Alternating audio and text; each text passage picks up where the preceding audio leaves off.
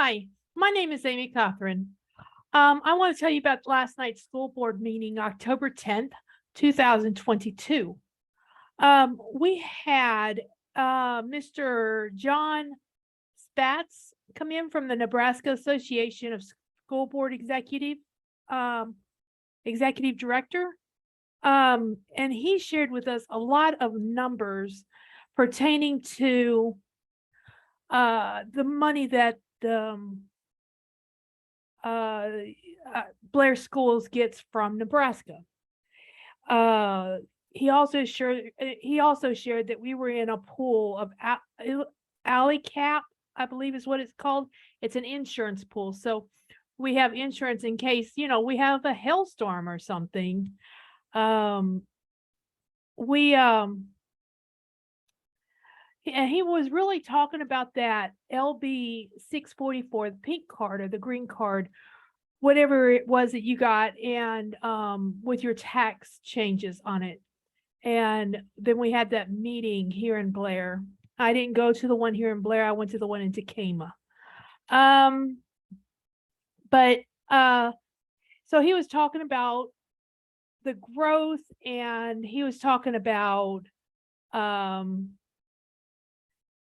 that how much the state provides. And one thing that hit me kind of interesting, I guess, is he stated that state aid in Nebraska for was 3.1 million last year. I think that was our state aid for Blair. It was 3.1 million in 2011, and in 2020 it was 100,000. So 3.1 million 10 years ago to a little over 400 grand this year. So we were cut by like $2.2 million in state aid to help us run our schools. And the annual disbursement in 2001 to 2020 stayed about the same. So that money was made up somewhere, and when your taxes go up, it's no wonder they're going up. So he shared that, and he shared that our state is 49th in how much money they provide for our schools. It says state support for public ed was 33.27%. That's 49%, or the 49th state in support. So there's 48 other states that support their schools, their public schools, more than Nebraska. Our cost per student is a little over $12,000. I don't want to go over all of it. I mean, it was a lot of numbers, and I wrote down a lot of it, but I didn't write down all the numbers. So anyway, they're going over some standards and some obviously textbook adoptions and things like that. And they were discussing the social studies and the civics last night a little bit. We had a gift from Cubby's convenience store for $1,179. They give $1 for every large pizza that's bought at Cubby's. So if you're going to buy a large pizza, think about going to Cubby's, because they're going to give $1 to Blair Schools for every large pizza that they sell. It's their fundraiser. There was a policy that was discussed last night, the student appearance. It seems as though the high school's gotten a lot of complaints about it. The student dress code is what it is. And they started out this year with the student dress code, where that was the dress code. If they stayed after school, that was the dress code. And so the students had to meet the dress code no matter what.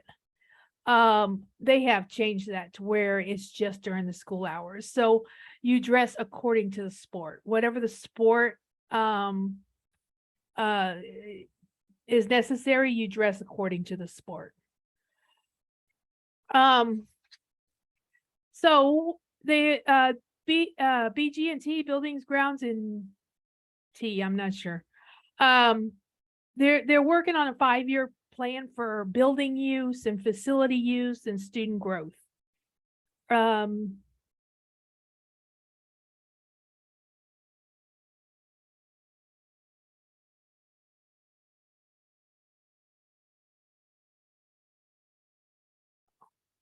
Okay, they have done a run through. They've done several run throughs and are going to continue to do some run throughs of what to do. What do you do if there's a gas leak? What do you do in case of a natural disaster? What do you do in the case of an active shooter? So they're running through emergency situations like this so they can debrief and they can figure out what went right, what went wrong. So how do we protect our children? It seems as though the bus barn has problems with the toilets. They were talking about the lines being real small and they go uphill and they're not flushing and they're having kind of a stinky problem out there. One other thing they're going to do is replace the carpets in 4 of the schools, North, South, Ott, and the high school. Some of it's just partial replacement, but those carpets have been there for a lot of those carpets been there since the 1990s. So we've gotten a lot of use out of them. They said that it's going to cost about $95,000 to replace all the carpet that they're going to replace, and they're going to start on it over Christmas break. They will not get it finished over Christmas break, but they're going to start on it over Christmas break and then hopefully work on like weekends and try to have it done before the end of the school year. The computer use policy that they had for teachers, where the teachers would pay a little bit and use the computer, that has been, that they did vote this time for the second time to cancel that policy. So teachers are not going to rent computers.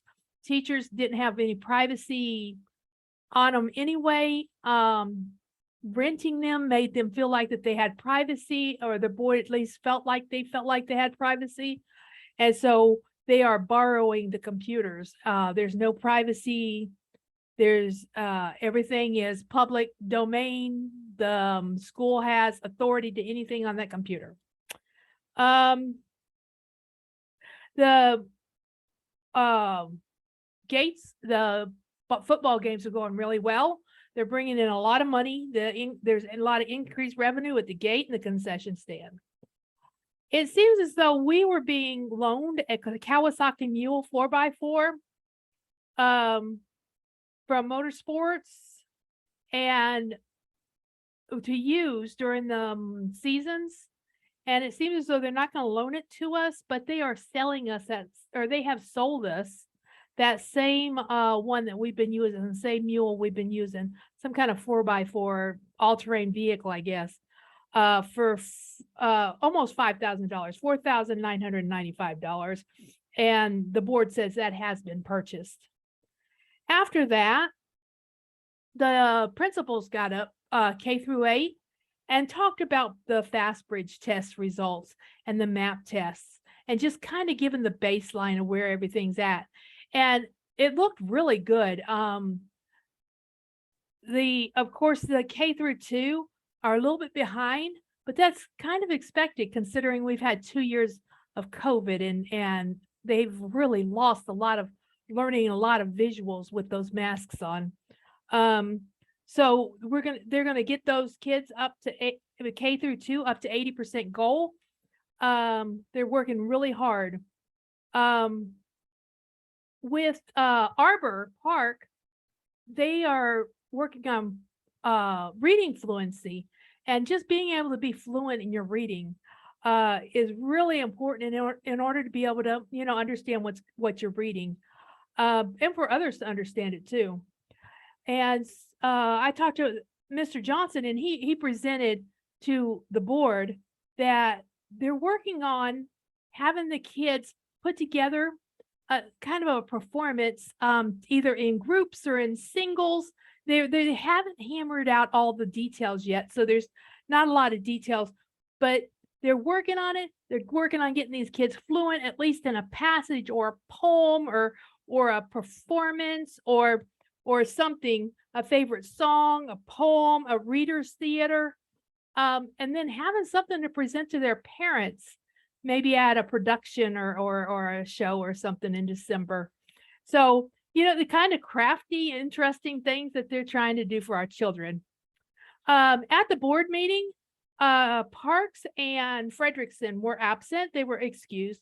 And Courtney Tabor was your school board candidate that was present. That's a wrap for this month's board meeting. You have a good night, and I will bring you next month's.